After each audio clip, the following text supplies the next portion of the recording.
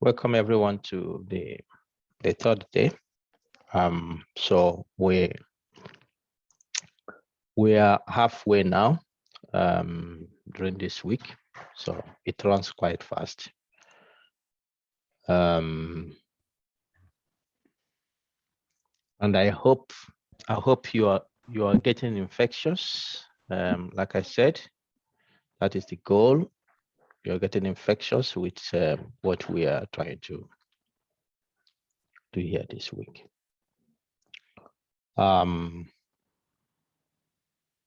Group 5, you'll be presenting your nuggets this morning. Group 6, we also do that. And then after lunch, group 7 and group 8 we go. So group 5, I hope you have been able to get through your literature.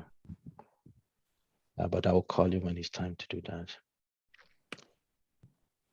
All right.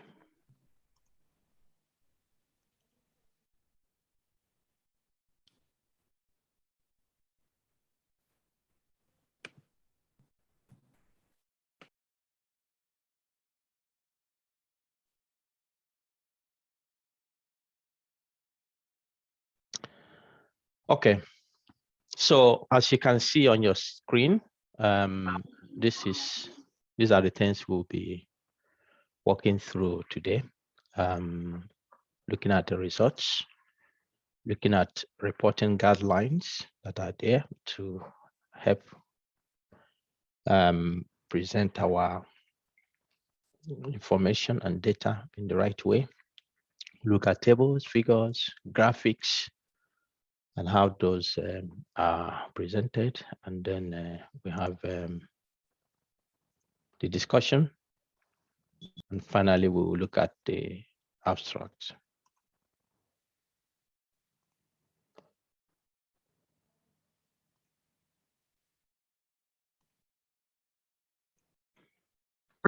All right.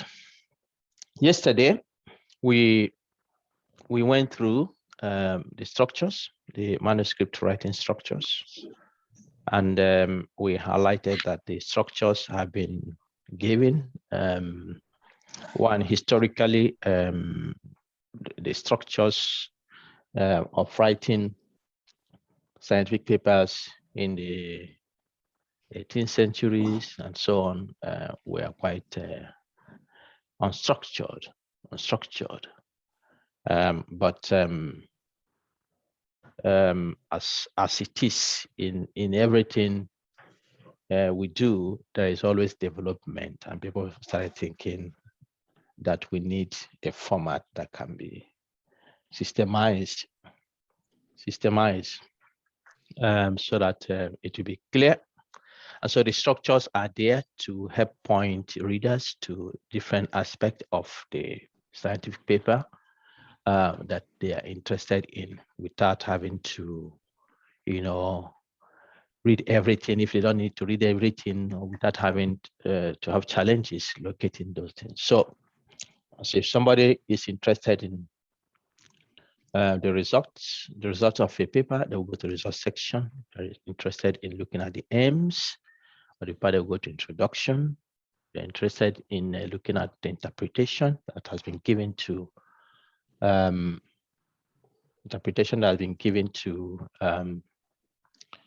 the findings. They can go to discussion.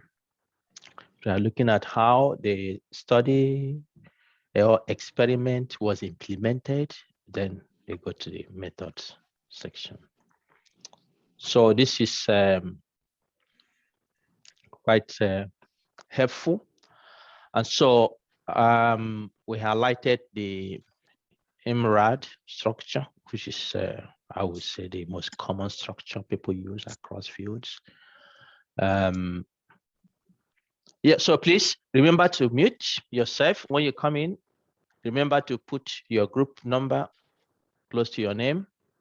Makes life easier for us. So please remember this so that we can have seamless discussion. Okay, and then we went through the introduction. introduction. Overall, the goal of the scientific paper, as we have said, is to effectively communicate the research finding. Who is leaving the mic open there? All right.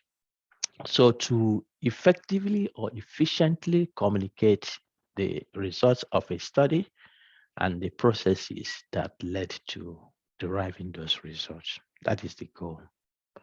And so when you're writing, you need to formulate a story that is simple, is clear, it's not overwhelming, it's not too technical, provide readers the opportunity to understand what you have done. And we highlighted, when you do this, always have the reader in your mind. Think of the reader. Think of the reader always. So then formulate your story. The introduction sets the scene. It's like the starting part of a play in a theater. We went through that. Or setting out on a journey, the train, whereby the conductor or the conductor presents the structure of the journey, where the train is leaving, where it's going. The train stops, they will stop. The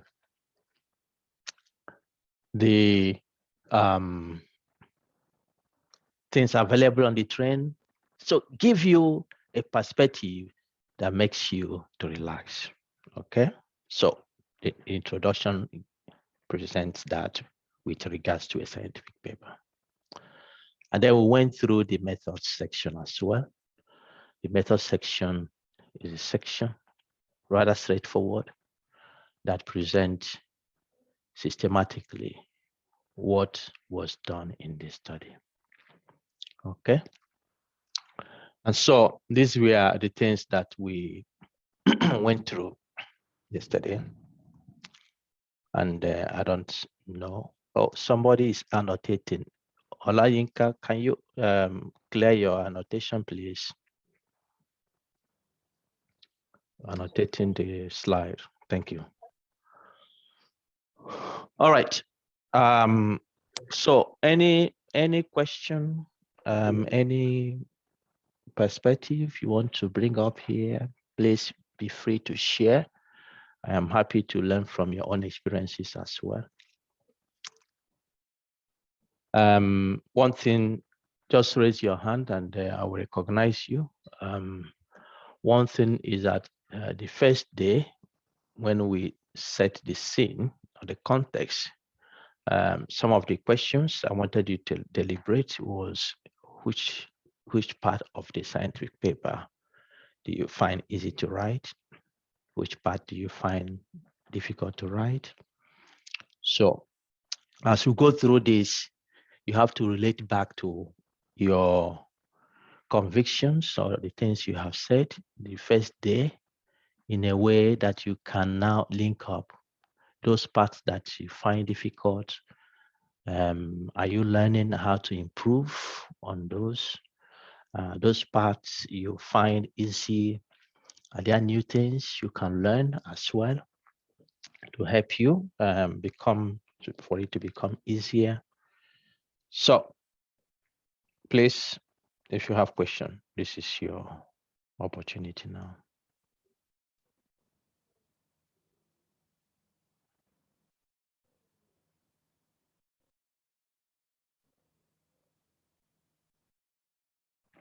Yeah, who is raising hand? I have Henry. Henry. Thank you, Prof. I have a question or a comment based on the presentation of one of our colleagues yesterday who presented on how to structure the introduction. I think you also talked about this. So we talked about the funnel shape And when the colleague presented, he presented two approaches which can be used. I just wish to find out what's your experience of seeing both approaches being used on a single paper. So because I saw one which was really interesting, and I thought maybe it was a very clever way of writing the introduction. So the paper started with the person specifically stating what the paper will address in the very first paragraph, and then in the next paragraph, he then used the funnel shape to trickle down. I thought it was quite interesting. So I don't know if you have experience, if you've seen a lot of papers like that, and what do you think about it? Well, thanks for that comment, Henry. Please mute yourself. If you're not speaking, mute yourself. Okay. There are many things. I will just start to say that there are many things that are out there. Sometimes people do things not being conscious of it. Okay, and they just write things in the way they understand. But these structures are very, very good to do. The inverted funnel shape introduction is the most common, and understandably so, because it is more natural to have things in that way. It's more natural to have things in that way. If you go to school, for instance, in this country I am, and many countries in this part of the world, especially the Scandinavian countries, a child starts school at the age of 7. So you can't go to school.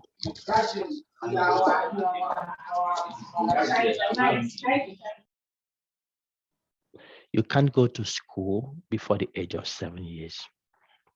No, you can't do that. And so every child has to start school at the age of 7.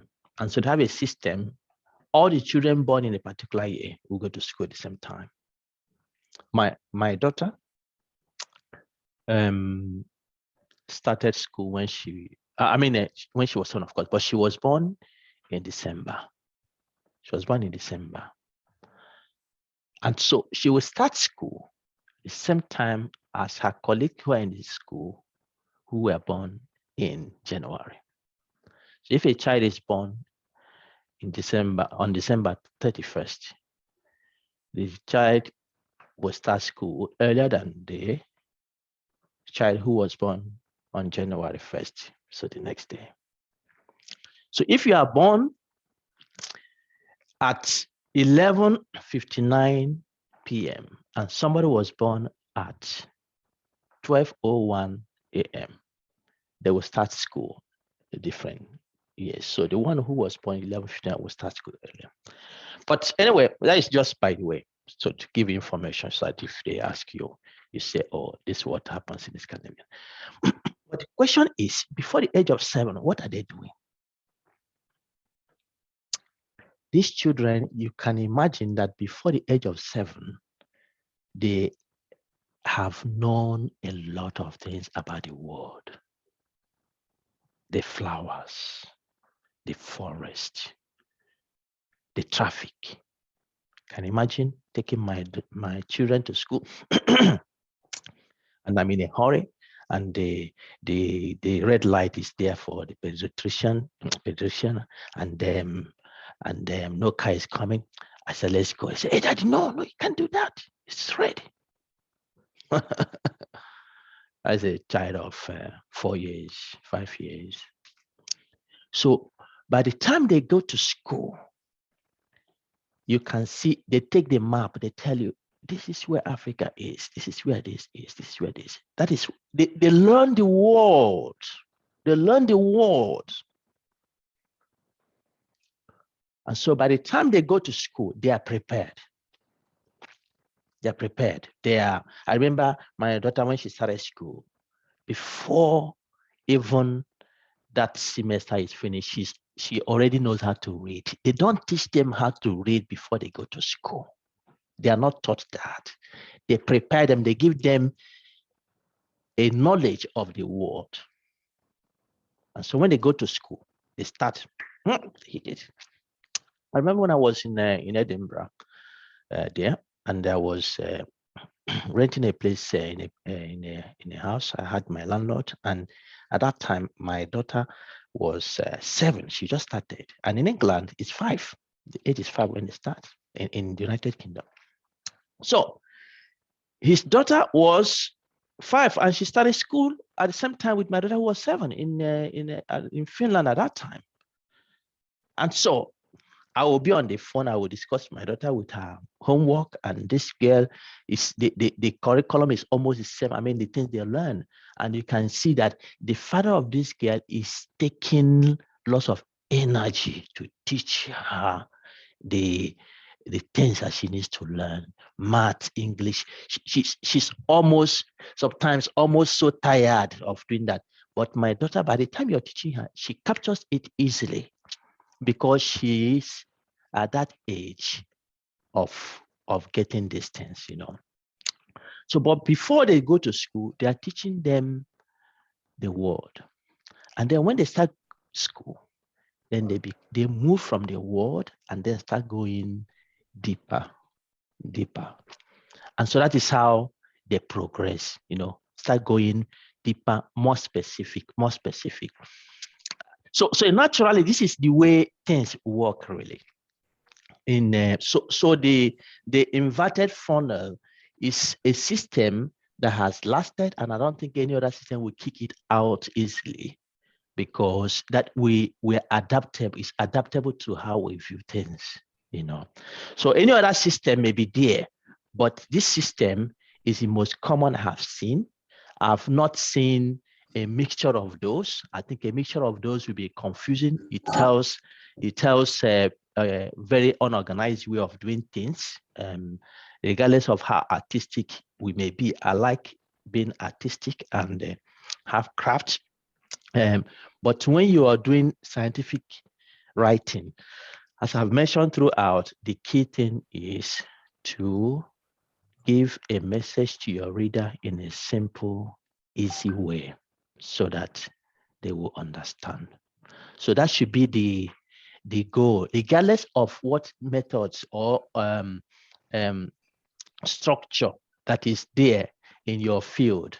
The goal is to give the message in a clear, easy way for the reader to understand. So it's not just about how we do it, but how it will be easy for the readers to capture this. Henry, I don't know if this helps you to address the question you have raised. Yes, Prof. Yes, Prof. Okay, great. Okay, I have Olayinka. Olayinka, please go ahead. Okay, good morning, Professor. Prof. Good morning. Thanks Good morning. for the attention. Now, just two quick questions. Now, number one, when you were speaking, you say as much as possible, reduce technicality in your writing as much as possible, that the general audience to an extent can understand what you are writing.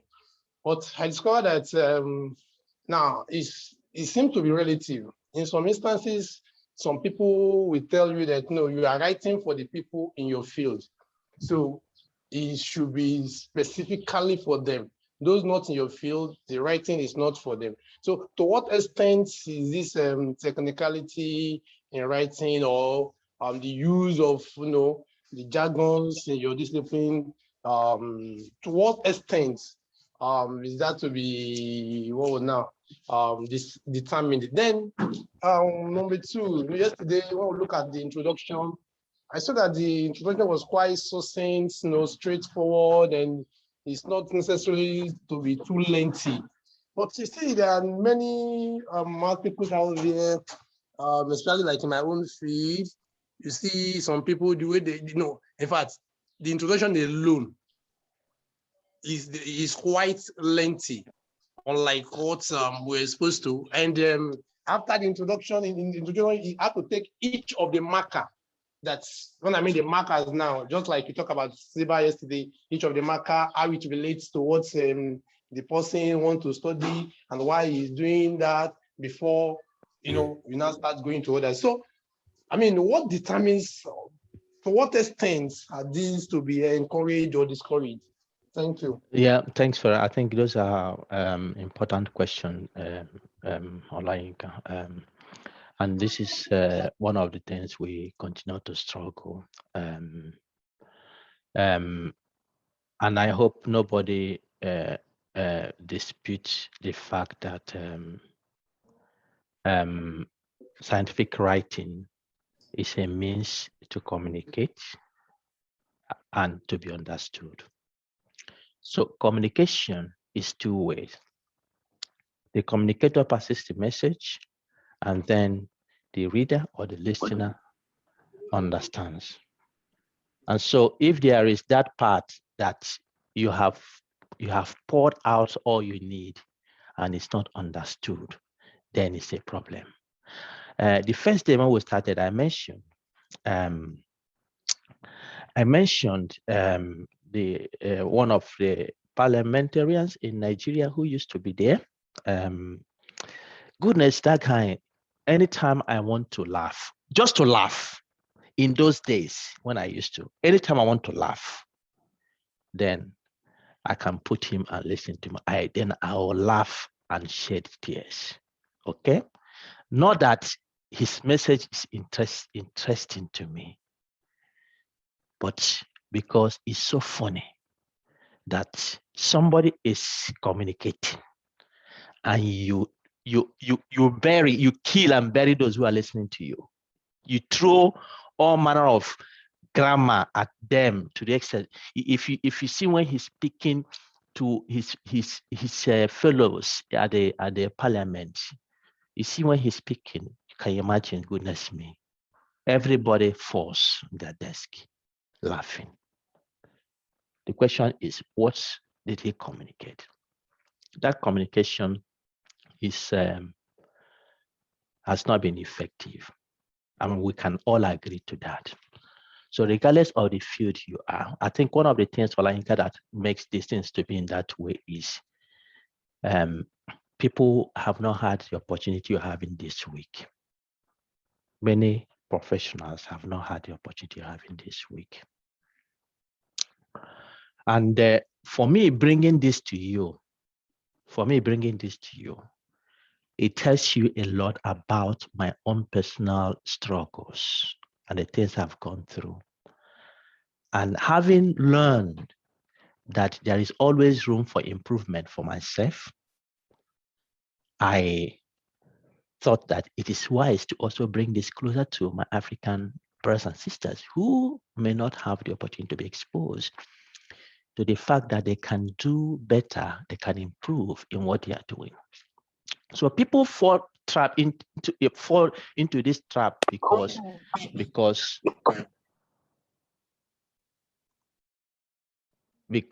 they don't know. So lack of knowledge can cause this, that you come. For instance, you have the coronavirus, okay? If you go to my village today, the man who is there is an expert in coronavirus. The woman who has not even gone to school, because information is so widespread that everybody knows at least something, even though some people can preach a whole day about coronavirus, but they are preaching out of context. Nothing, all they are saying is but so when you are writing a paper about coronavirus today, let's say you have found that, let's say in your place, in your context, you say that, okay, the health workers vaccination, what is the rate of adverse outcomes and things like that.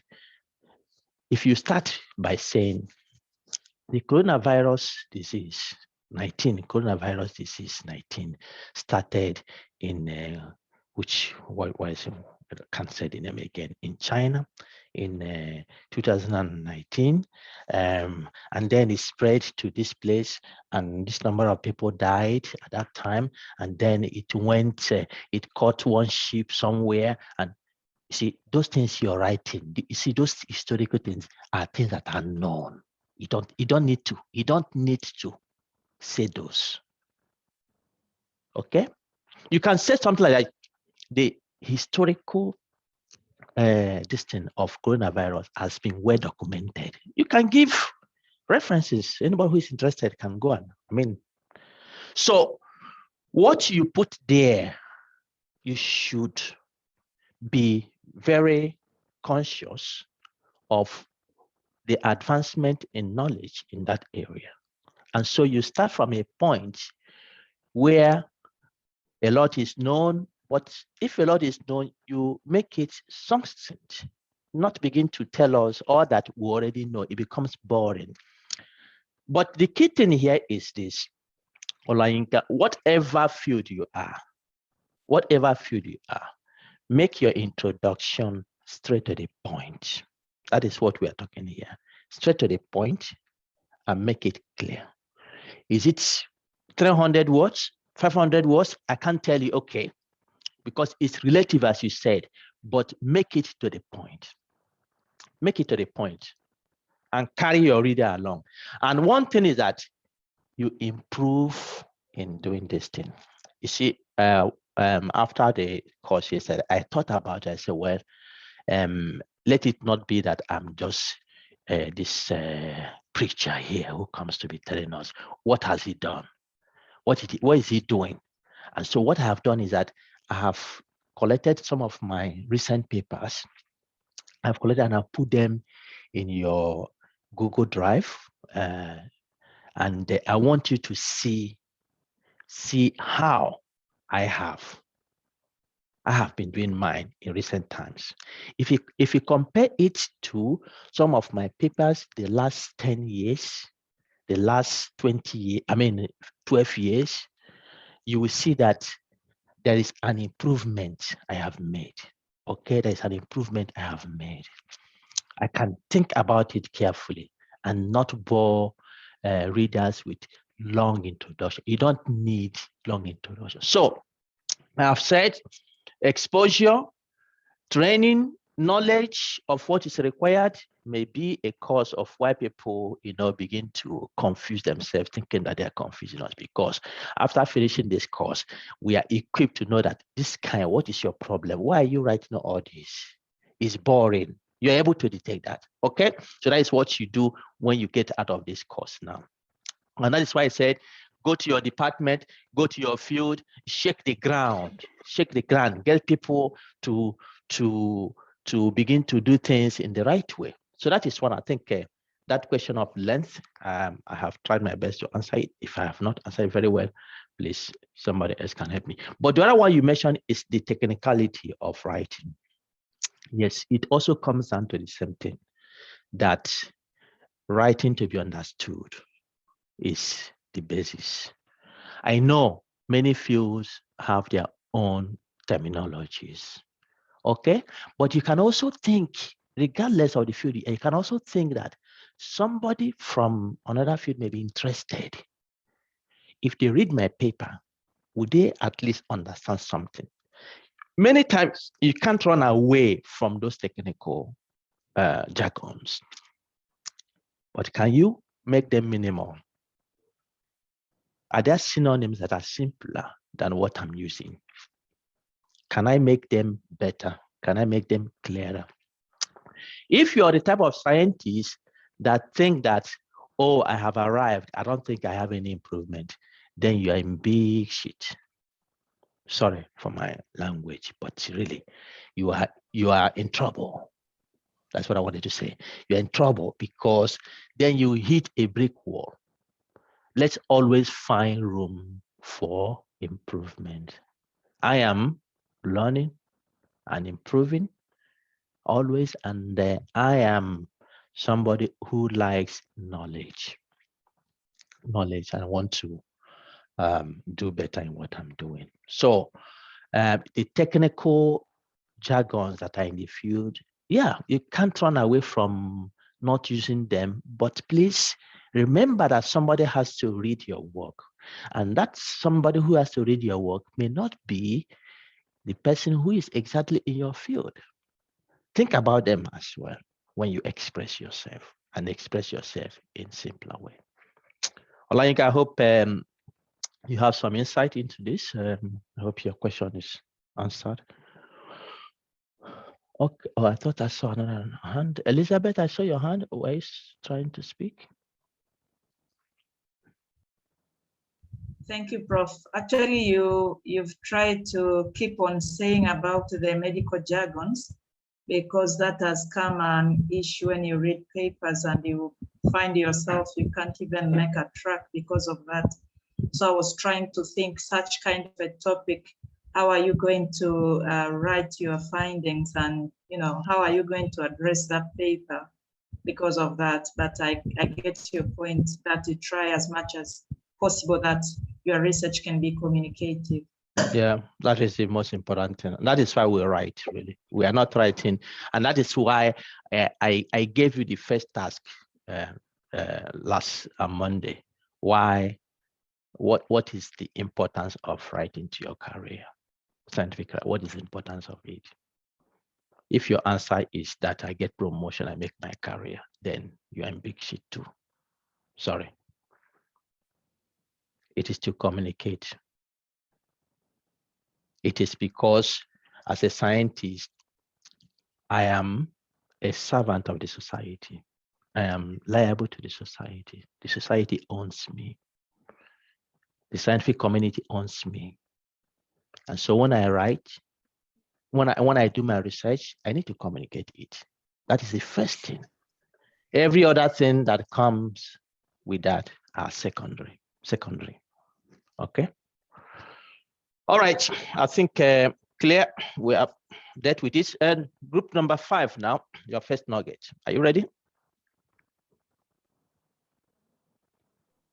Yes, Please. Professor Naro. I can share my screen. Yes, please. Please. You can share. Okay. I hope it will share.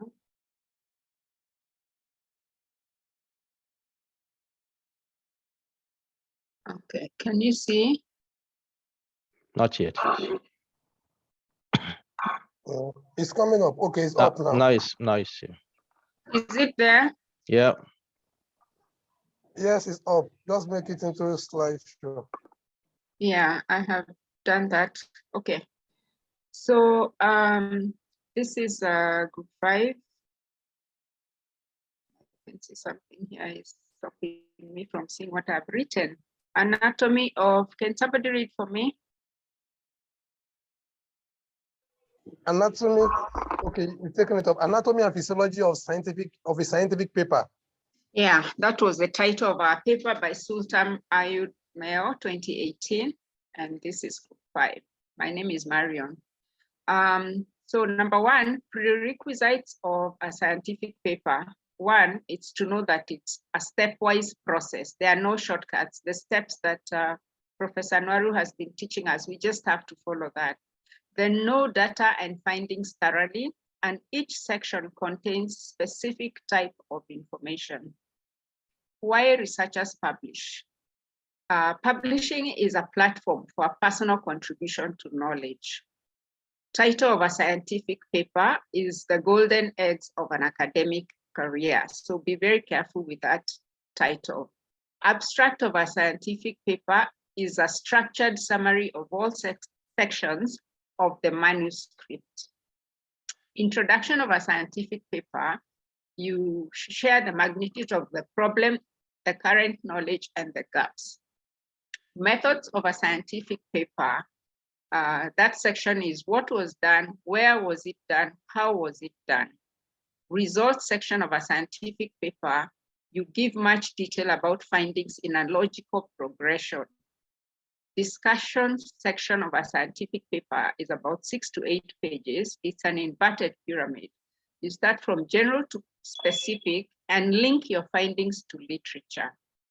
Conclusion section of the scientific paper, you share the principal findings and make sure you have a very clear first sentence. Acknowledgement section of the scientific paper, acknowledge institutions such as ASFI, friends and fellows who help you in this journey. And the reference section of a scientific paper, cite the sources, avoid gray literature, aim for peer-reviewed articles from leading science journals, and 25 to 30 references is best for a scientific coverage. Conclusion, know and understand thoroughly the basic characteristics of all sections of a scientific paper. Thank you. Great. Thanks, Marion. I think that was quick. Quick one, straight to the point. It was it was interesting to hear you say acknowledge ASFI. Yeah, everybody. Marion is giving you a recommendation or advice, which is good. If you acknowledge us, we'll be happy. Of course, why not? You know how much this course you're doing this week is expensive, trust me, and you're getting it free. No getting lots of this. You can as well give us thumbs up and acknowledge us when you think that is good. Okay, I have Dr. Izuchukwu Frank Obi. Yeah, please go ahead. Thank you very much for the opportunity, Professor Charles, and good morning, colleagues. It's just an input to the introduction part. There's one thing that is missing there, apart from the what is known and unknown and the gap. The next thing is what the paper wants to focus on, the aspect of the unknown that the paper wants to bring the knowledge to the fore. Okay, then there is something I have problem with, the area that says do not avoid gray literature. I don't think I totally agree with that, because some gray literature might have important information, even though it didn't make it to the publication. So to avoid publication bias, one, I think one might still bring up gray literature, but appropriately reference it. Then the third one is the one on discussion, 5 to something pages. I don't know what you think about that, but I think it's too much, in my opinion. In as much as one discusses, that number of pages looks big to me. Thank you very much. Over. Yeah, thanks very much. Yeah, of course, there's always room for improvement. And for those who have written this, they also have to improve. And then we're giving them input to what they have written. Yes, I agree with you with regards to gray literature. And if you have attended our course on systematic reviews, you will discover that we highlighted that gray literature can be important, because in the context of publishing, we have what is called publication bias, that the results that are positive are more likely to be published than the negative ones. Big studies are more likely to be published than the smaller ones. But it doesn't mean that they are of low quality. That is why they are not published. So if they end up not being published, and so we need to find a way to make use of them because of the issue of publication bias in the scientific publishing context. And then, of course, in some fields, they are new areas, and so you end up having mostly gray papers from gray literature, and you have to make use of them. And then for the length, the fact is that I think every journal nowadays gives the length of the paper you have to write. So we have emphasized it here: be clear, be short, direct to the point. And so if you follow this principle, then 6 to 8 pages of discussion, I'm not sure, for goodness sake, what you are writing to have such amount of pages. So try to go straight to the point. And I think when you do that, readers will appreciate what you have done. So let's be quite conservative and not be too liberal to, writers. Even if a paper says 5,000 words, you can write 2,000 words if it captures the main things you need to say. Okay. Oh, Amanda, I saw your hand before. Are you? As your issue be addressed? Yes, Prof. I was about the gray literature and whether and the context within which you are writing, if it's a new area. So you mentioned it, and that's how come I live with my hand. All right, great.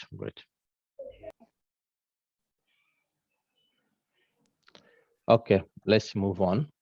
I will continue to bring this, whether you like it, you don't like it, I'll continue to bring it forward because it summarizes my message. Okay, I have Olayinka, you want to speak again? Yeah, so sorry. Now, sorry, the paper we presented, I'm referring together, it's based on what you sent to us. We just had to bring out some synopsis. Now, something came out there, the issue of number of references. Actually, before now, or sometimes ago, when I just got into the field, we see very lengthy references. So those days, I used to think that the more the number of references, the weightier the paper, or the more, it seems all these reviewer. So I don't need much references. So I'm not surprised to be hearing that maybe your references should not be too much, like 25 to 30. So I don't know if you can, say a little thing about that. Okay, I get your point. In life, there are people who brag, and I think I've been doing some of it here. We're always bragging. And so when I say ASFI is giving you stuff, yes, it's bragging, but it's true. It's true. I can see that. Otherwise, we would have lost many of you before now. So we do our best to give you something. But the fact is that we try to brag, say, and scientists do that. So when you see long list of references, many times scientists want to show how much they have read. Sometimes it's not that they have read it. They just want to make impression, okay? So if you go straight to the point, if you're clear and you go straight to the point, you will be very temperate, even in the number of references you include. So go straight to the point. And this principle affects every section of your paper: introduction, methods, results. We are talking about results today, and I have a big surprise for you because you're going to do a work and I see how you arrive to that. Go straight to the point, be succinct, short, so it covers introduction, methods, the results, discussion. Frank Kobe mentioned that now. Your discussion, what are you writing to write 8 pages? And your references, okay? I mentioned this Nigerian parliamentarian who brags with the language. Of course, that is what he's speaking, but your ear is inquisitive of what you're saying, but it also irritates the ear. So if you're writing your references, go straight to the point. Take the most important ones. Okay? If, for instance, you're writing that asthma is common among, then you take 10, list 10 reference. No, you don't need that. Take 2, 3, sufficient. If somebody wants to, in the world we live today, it's very easy. We have cross-referencing. You go to databases, you search the first 3 the person has given. If you want to read more, they can cross-reference to others, and then you find them and read them. So don't go there. But sometimes you need to put, or when you do systematic reviews and you have 1,000 papers that have been included in that systematic review, then of course you have to include all of them. So that is a different case from when you are writing normal paper. Okay, because the studies you include in systematic review are actually your level of measurement or your subject. So you have to include all of them. All right. I hope your question is answered. All right. The process of effectively communicating the results of scientific research and the processes that led to obtaining those results. That is what scientific writing is all about. It requires a storyline that is clear and understandable by readers. I've said that over and over, so we'll keep maintaining that. The results section now, that's what we're going to deal with before we go for our lunch today. We are dealing with the results section. All right. So this is the section of the paper where you present the results of your experiment, results of your study, results of your measurement. This is that section. You have done your experiment, you have crunched the data, you have analyzed it, the content is set. The big task now is, how do you present what you have found? The results section, I'm spending some time on it today. And I would like you to do some practice around it, because this is one of the challenging areas for many scientists. And you can agree with me. If you're one of those that on Monday indicated that the results section is the easiest for you, I would like to know that. Did anyone say that? Did anyone answer in any of the groups? The results section is the easiest? Any hand? Nope, I didn't see anybody. So the point is that across fields, across scientists, the results section is always challenging. And I don't want you to take it for granted, particularly when it concerns reporting the results of the project your group is working on. Don't take it for granted. So this session of the result. Oh, somebody says, oh, Patience, can you share your experience with us, please? Is it that is easy for you? Is that what you're saying? Yes or?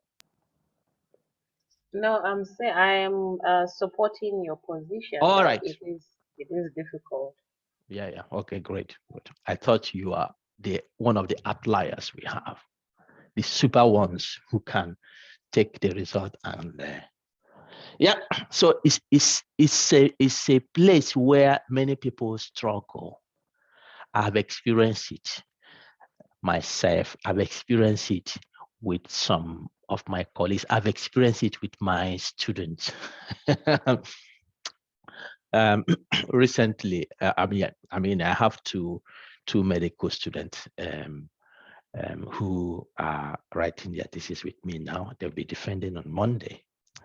And so they sent me their thesis last week. Of course, it's a process to learn. They are just earning their medical degree, so they are still young ones. So they sent me, and when they got to the results section, because I know what to expect, I laughed. And you can see the struggle. You can see the struggle. They are not there, but from what they are writing, you can see that there is a struggle here.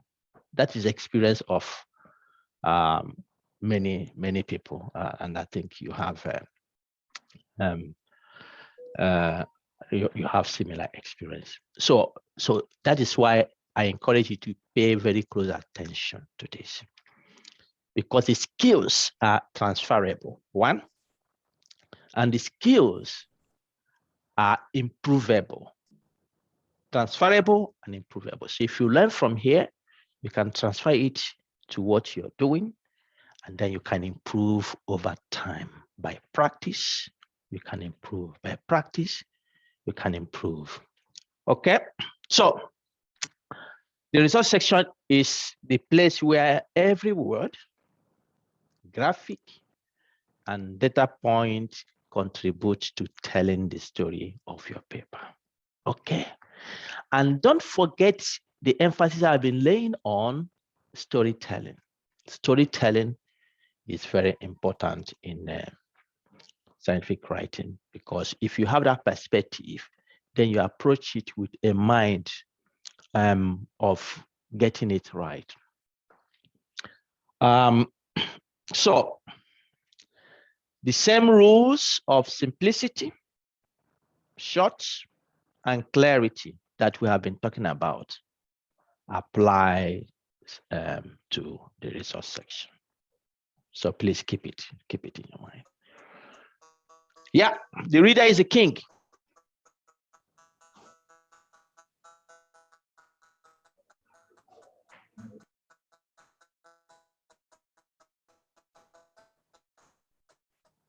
I think for Lucia, you have to join again. I think you have been challenged there. The reader is a king. So report your results with the readers in mind. Report your results with the readers in mind. What I've written, what does it mean? You see, many times, and that is why it's not always the best to be too introverted. Those who think inside so much, you know, many times your thoughts are clearer when they are out. You take them out. If you take them out to the hearing of other people, say, oh, what do you mean? You don't understand what I mean. I mean this. No, I don't understand. What do you actually mean? Somebody can help you to fine-tune what in your mind is conclusive. And when that is done, it can take you to another level. Oh, wow. Oh, that's, thank you very much. It's clearer now. It's clearer now. Okay? So when you're thinking about the others, what I'm writing, what does it mean? Will they understand it? Does it really mean what I mean? When you have that mindset, it helps you to become self-critical. You scrutinize yourself. You take your resource section, not, in fact, goodness me, I go and take my master thesis. I don't even want to look at it. The master thesis I wrote many years back, I don't want to look at it. Even my PhD thesis I wrote, I don't want to look at it. I don't open them. Okay? Goodness me. And nobody can force me to open them, because when I look at it, wow, did I write that? So, but over time, you improve in these things. So let's think of, and the more you grow and have this kind of exposures you're having this week, the better you become. And that is better than somebody, even though the person is growing in age and career, does not have the exposures. But experience can help you. Experience, and then of course, the exposure of learning, this your learning can help you to improve. So the results section is a thread between the methods we discussed yesterday and discussion section that we will discuss. That we will discuss later after lunch today. All right, please interrupt me if you have any question. So the results section is a place where you make the case for the idea in the paper. The introduction we have discussed proposes an idea you want to pursue and set a context for that idea. The methods section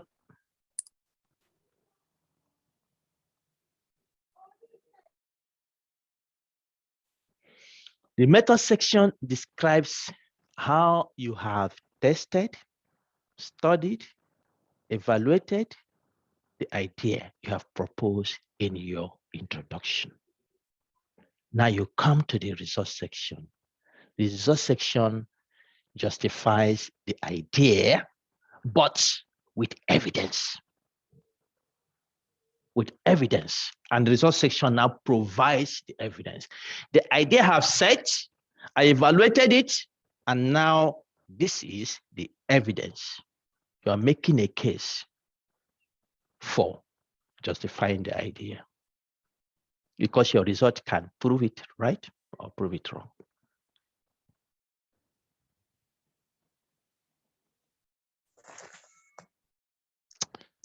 This is the research paper sandwich.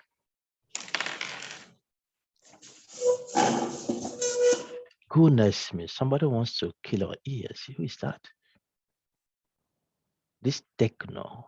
Techno, who is Techno? Can you write your right name so that I can call you out if you disturb us? I can call your name because nobody will know who is Techno. All right, so you can see the result occupying a central place. The result occupies a central place in the research paper sandwich. And it's telling you, I am the guy you're looking for. I am the guy. Look at me here.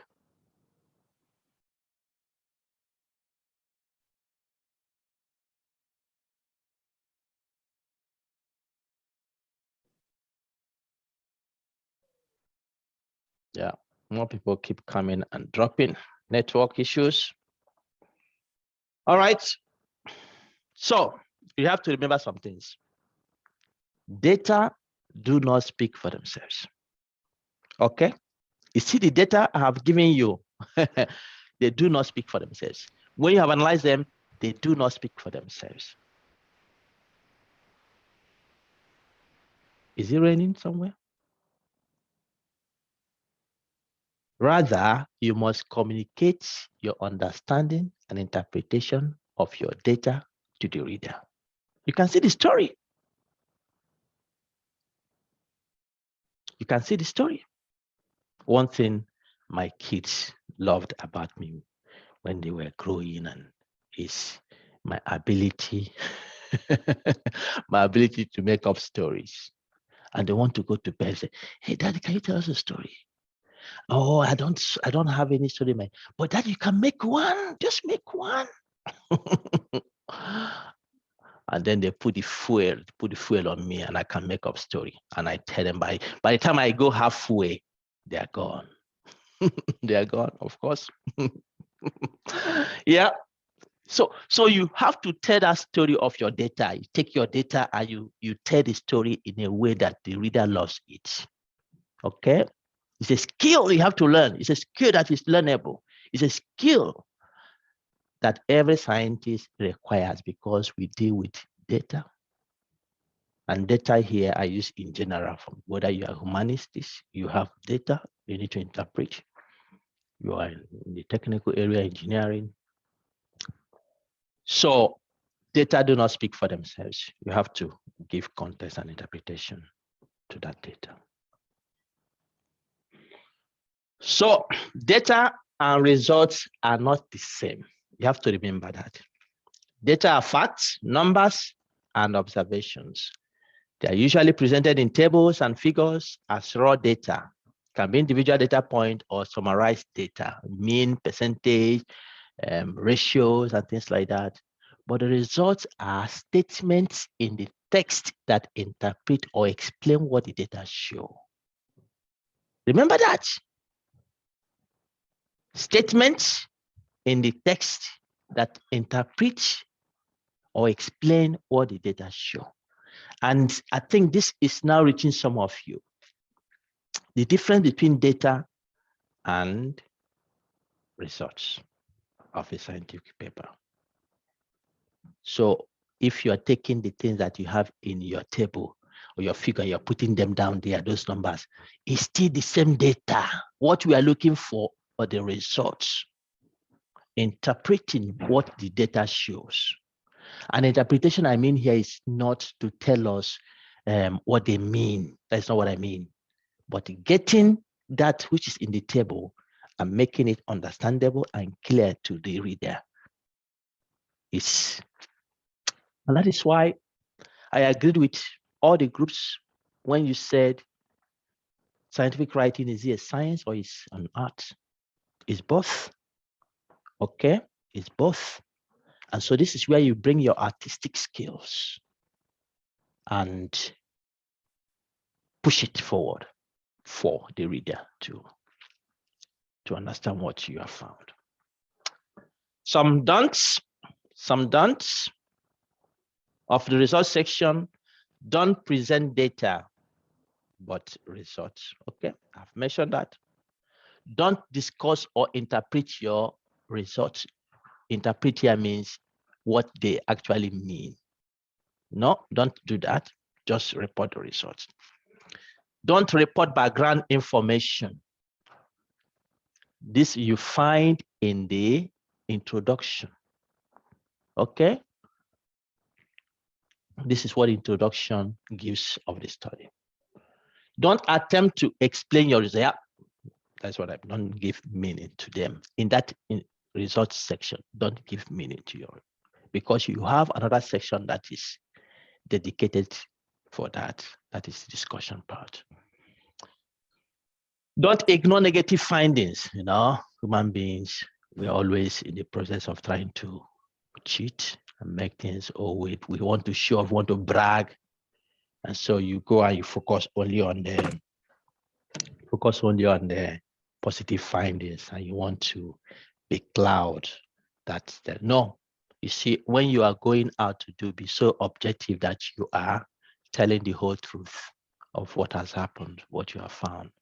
That helps us to understand what is happening on that topic. Wow. Who is that? Is it Chuku?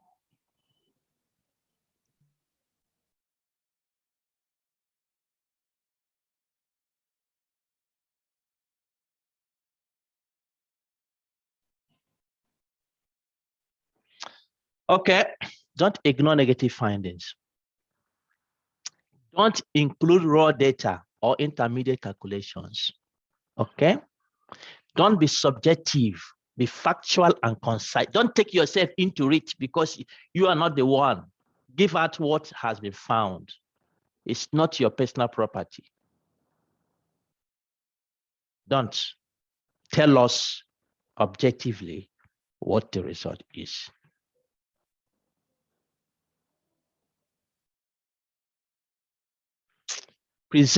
Don't present same data or repeat the same information more than once. Readers are not, they're not that patient and interested in that. Okay, so don't begin to repeat things for us. Just give us it once, and that is. Don't confuse figures with tables. All right, so many don'ts, but please don't go and memorize this, okay? They come with time. So you don't say, oh, you know one thing, oh, which one is number 3? Don't. You know, number 3 don't says, don't report background. Which one is number 5? You know the course I went, number 6 don't. It says, don't include all data, but you have done it in your paper. No, don't memorize this. It comes. You will see it. It just comes naturally. It just comes. As you improve, as you become excellent, it comes. And I want to hear your story. We want to put it up. We are getting some stories from what ASFI is doing, and we're going to be putting them as we launch our website. Those stories of change, those stories of impact, those stories of excellence that is coming from what you're doing. We want to share your story. Okay, you never know who is in need of that story, who is struggling with the same thing you have struggled. So please come back. All right, I have Bartolomeo, please, Nicolaus. Yes, thank you very much, Prof. Hmm. I have one question with regard to results. I know we've moved it to results, but I think we skipped one aspect of analysis. I'm not sure if in the future you will have a session on how to analyze data. Yeah. Thank you. Yeah, that's a good question. Yeah. Hopefully next year we'll have a course on data analysis. And I know that will be a jump-packed course. Yeah, because what you have mentioned, many people have been asking. So we will do that. We will do that. So look out for it. We'll find a time we can do analysis, and that is a very important subject. It's one thing I teach. Data analysis, conceptualizing your data analysis, analyzing your data analysis in the right way. So we'll come to that, Bartholomew, but that is not the perspective of this course. Okay. So what is in front of you? Authors err most often by offering the reader data but not result. You can see what is here. Look at this. How many of you are happy with this? Anybody happy with this? What you're seeing here? The respective mean, pre and post-operative BMI for the subset of overweight versus the subset of mildly obese. This a real paper, really. Look.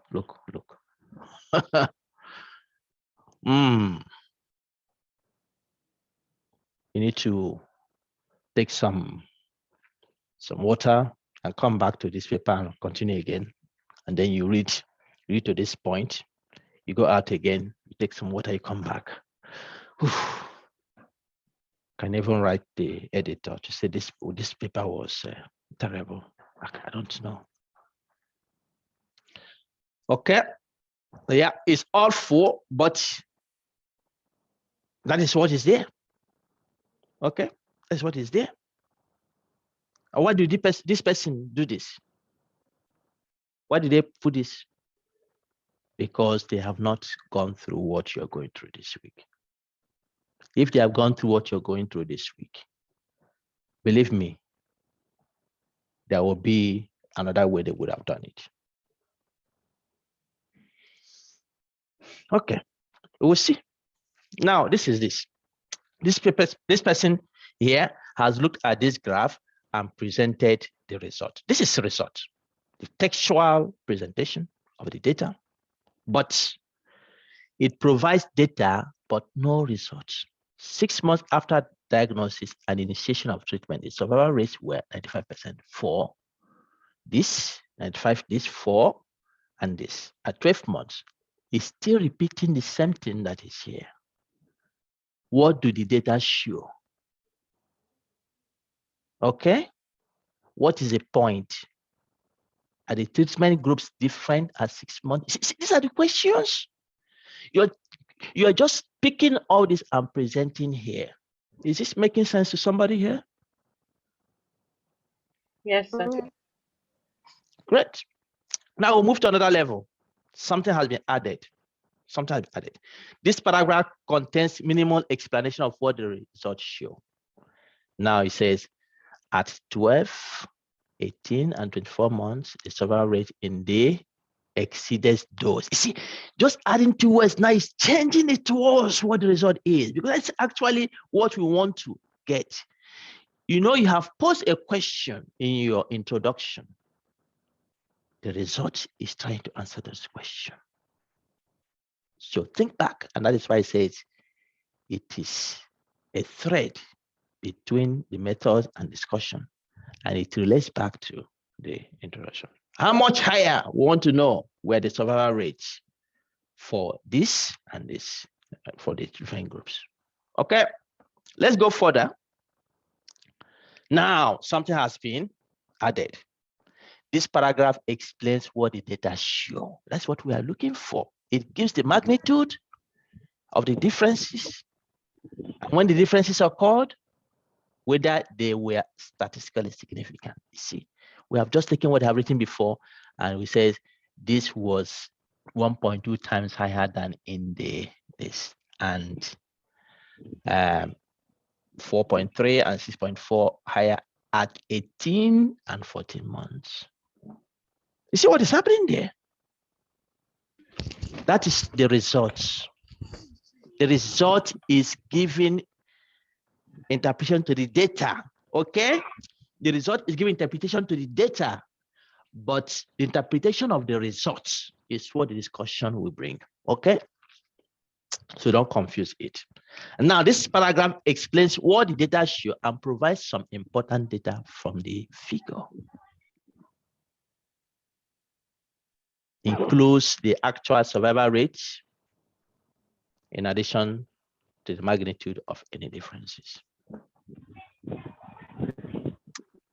Yeah, I wouldn't give you 10 minutes break. I will give you 5 minutes break. So let's take 5 minutes and come back. We start 20 past.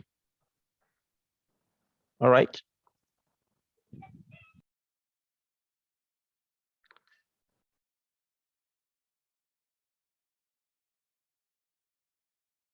Yeah, I was just saying that please put your name to your group.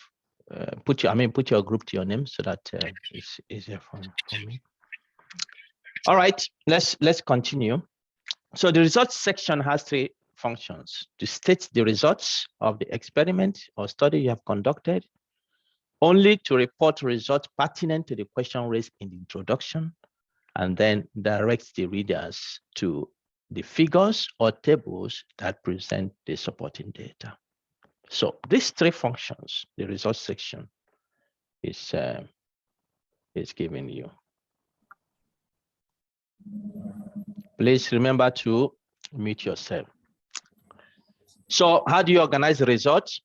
Often chronologically or topically.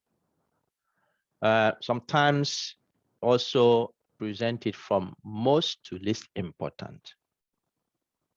And this can you do by 1 topic per paragraph. In topical way, this is where you go. You start with descriptive results, in which first you describe this sample characteristics of the study. Characteristics of the study participants. In the clinical setting, it can be clinical characteristics. Then you go to the next stage where you present the main findings, written text on the main findings. You refer to the tables, describe any differences between study groups, which we have seen an example on top there. And then you have other important findings to be the next level. For instance, subgroup analysis, sensitivity analysis, and so on and so forth. Okay. The chronological order from almost to least important. You can present it like this. For instance, you have in the method section, you have described different procedures or approaches or methods. In the results section, you can also highlight those procedures or methods that you have mentioned in the methods part you'll be investigating, and then each of them you present their results, what you found. Most to least important, put the results that answer the question at the beginning of the first paragraph of the results section. So the results that mostly answer that question, you put them at the beginning, and those that are not very important, you put them list in the paragraph. Okay. All right, so this is what we are going to do. My discussion of the results section is over. I have given you some principles you need to think about. Now, there are 2 things you'll be doing in the next 50 minutes or so. Okay, 2 things you'll be doing. So if you have not put your group number to your name, so please do so now, because I will send it to your group to really put this into account. So the first thing is that if you go to your groups folder on the Google Drive, Google Drive, there's a paper for each group that starts with results check and continue. So there's a name there, but the paper starts with this. Okay, Bartholomew, I will come to you in a bit. So if you take that paper in your group, you read the results section of that paper as a group, look at it and consider how it was reported. Yeah, know that those papers you have there, I am part of the authorship. So when you're giving me criticism, when you come, don't. Anyway, you're free to say whatever you want to say. I will learn from that. Okay. So what type of organizational structure do you have there? Are there things you think can improve? Is it clear for you what we have reported? Perhaps not. What can improve in all those? So look at them. I will use my own paper, as I said earlier. You maybe say, okay, tell us what you have done. And I'm showing you that some of the things we have done. Come back with some questions and criticism, and then we'll take that into account. And then number 2 is that after you have done this should take you perhaps 20 minutes or so. After you have done this and you have reached a conclusion as a group, you do the second thing. So please take a picture of this. Take a picture of this. Take a picture of this assignment here. And so what I want you to do is that this results here, this is a result of a paper. Okay. I want you to rewrite it by condensing it and making it clearer and simpler for the reader. When you return, when we call you back to the main session, I want from group 1, once you are called group 1, I want you to show the results on the screen. I want you to show the result on the screen. Okay? We'll just see what you have done. And then group 2 will do, group 3 will do, group 4 will do, and then we see what you have done, and then I can show you what I have actually revised that results to be. Okay, so please, let me now send you. Yeah, Bartholomew, you have the question, please. Can you ask? Yes, Prof. Thank you so much for the clarification. I have a question. I know when it comes to manuscript writing, especially academic hours, we have more than one specific objective, and usually specific objectives you start with the simple ones and then go to complex ones, and probably the first objective may not be you may not probably have most important finding. Probably the most important finding, I think it may come after objective number 1, maybe in the objective number 2. So when you are arranging the results, yeah, I get your point, Bartholomew. I can answer that now. When you have objective and you have arranged your objective in that order, I would suggest that you present your result based on the objective. Okay, the way you have arranged your objective, present your result based on that. Many times people have it as a primary and secondary objective or aims, and so the primary one is the key hypothesis you want to test. So start, regardless of the result you found with regards to the primary objective, present the primary objective result first before you go to the next one. Okay. All right. Let me send. Thank you.